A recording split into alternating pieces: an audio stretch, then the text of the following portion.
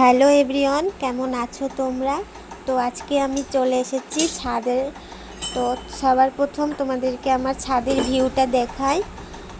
আজকে আমি করব আম মাখা। তো চলো, সবার প্রথমে চলে আসলাম আম গাছের সামনে।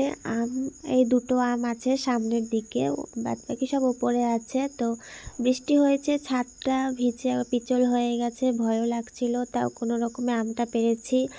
আর গাইস, আম পাড়তে যা কষ্ট হলো কি বলবো, মানে সেরকম কষ্ট না, মানে খুব টাইট ছিল আমটা, এটাই। আর আমাদের এখানে হালকা বৃষ্টি হচ্ছিল। তোমাদের কোথায় কোথায় বৃষ্টি হচ্ছে তোমরা কমেন্টে বলো, আর কে কোথা থেকে ভিডিওটা দেখছো সেটাও বললো কমেন্টে। এদিকে বাড়ির ছাদে চলে আসলাম, গেটের সামনে এসে দেখি কে নিচ থেকে গেট লাগিয়ে দিয়েছে। ওপর থেকে পিসিকে ডাকলাম, সেই ভিডিওটা নেওয়া হয়নি। পিসিমণি আসলো, পিসিমণি এসে গেটটা খুলে দিল। তো আর কি, পিসি বলছিল বৃষ্টিতে ভিজিস না, শরীর খারাপ করবি। তারপর নিচে গেলাম, টুকুস করে বাটিতে দিয়ে দিলাম আমটা। তো দেখো, আম একটাই নিয়ে এসেছিলাম।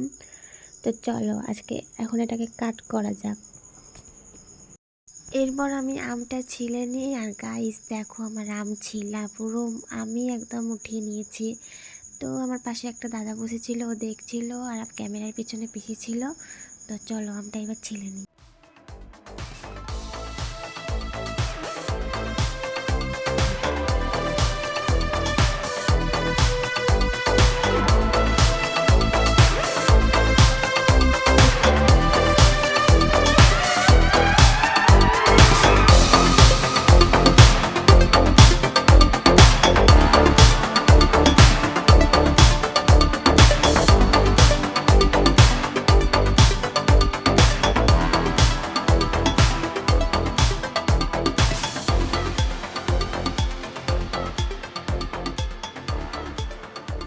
এইদিকে আমার আমটাও কাটা হয়ে গেল, আর এদিকে আমি আমটা মাখিয়ে নিলাম। তো দেখো, এখন এরকমই আমটা এসেছে। আমটা পাকাও ছিল হালকা, তোমরা তো দেখেইছো আগেই। তো চলো, এরপর এটা আমি বাবা দাদাদেরকে দিয়ে আসি, কেমন বলছে তাদেরকে তোমাদের সাথে শেয়ার করব।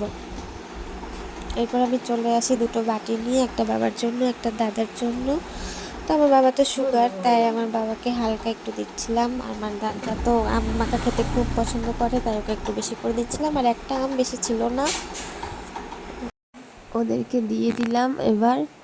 তো চলো, এবার আমার দাদাকে দেখো কি ফাজিল, কেমন করছে, মুখটা পুরো জোকার, দেখবে? দেখো